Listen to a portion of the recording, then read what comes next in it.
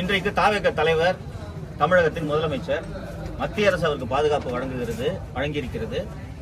மாநில அரசின் கோர்சல் சிஐடி அவருக்கு உச்சகட்ட பாதுகாப்பை வழங்கியிருக்கிறது. முதல்வராக பதவியேற்றதும் முதல் வேளையாக அவர் கரூரிலே வந்து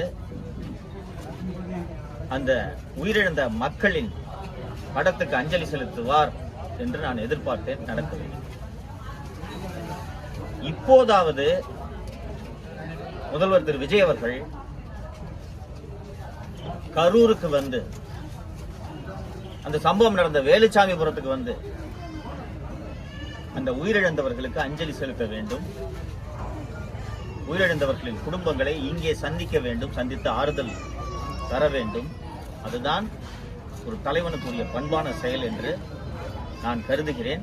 முதல்வர் அவர்கள் அதை செய்ய வேண்டும் என்று உங்கள் வாயிலாக நான் அதை வேண்டுகோளாக விடுக்கிறேன்.